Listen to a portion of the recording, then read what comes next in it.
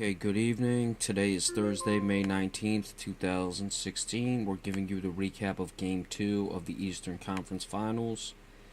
Cleveland taking care of business again, winning by almost 20, 19-point victory, 108-89 over the Toronto Raptors.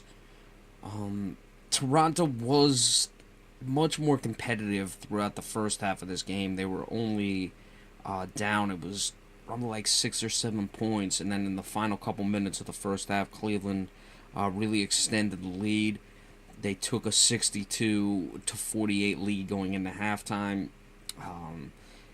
The second half score, though this game was a blowout for much of the time. It was only 24-21, 22-20, which is 46-41. So it was surprising. A lot of that was late minutes with bench players, but actually, not even particularly. It really just was an odd 19-point victory. It was really just that run at the end of the first half.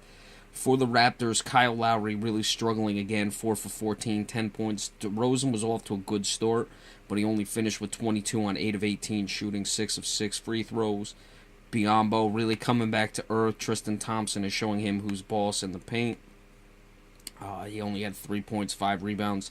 Altogether, 33 of 82. What really killed Toronto was 14 of 18 from the free throw line, which really made the difference in this game. Cleveland, having a little trouble with my computer. Sorry about that. Cleveland shot over 30 free throws, and it was just not a good game for the Toronto Raptors as far as the calls. I thought a lot of them they weren't getting when they drove to the hoop, but that is what it is. You play a team like Cleveland, or anytime you play a team that LeBron James is on, you're not going to get the benefit of the calls, especially after LeBron James was, making statements after Game 1 about his flagrant fouls.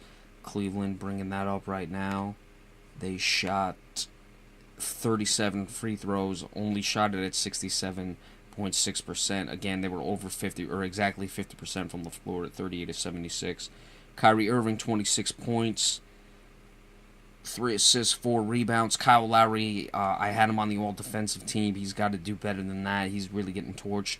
LeBron James, 23 points, a triple-double, 11 assists, 11 rebounds, also had 3 steals. Kevin Love pitched in with 19 points, only 1 of 2 from the three-point line. Now, early in this game, Toronto was really playing just very confusing defense. They were pressing LeBron James when he was, posting up about 15, 16 feet away, a little, south of the elbow, so to speak.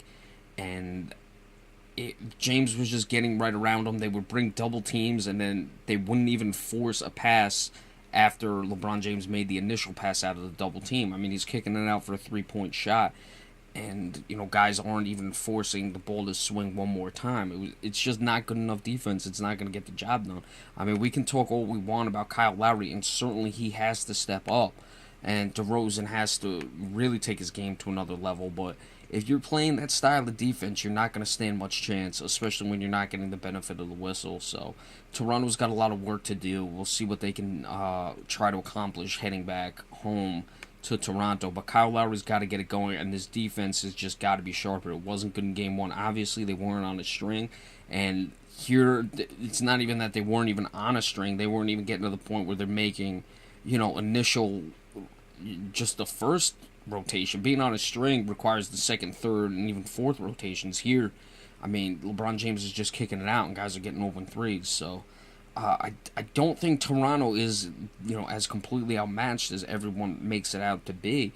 But if they're not going to put it forth the requisite effort on defense, they're really going to have no chance. So we'll see what happens with that. The next game isn't until Sunday in this series. Or no, this series is going to be Saturday, and I believe the other game is Sunday. So I'm a little surprised by that. But it is what it is. What can you do?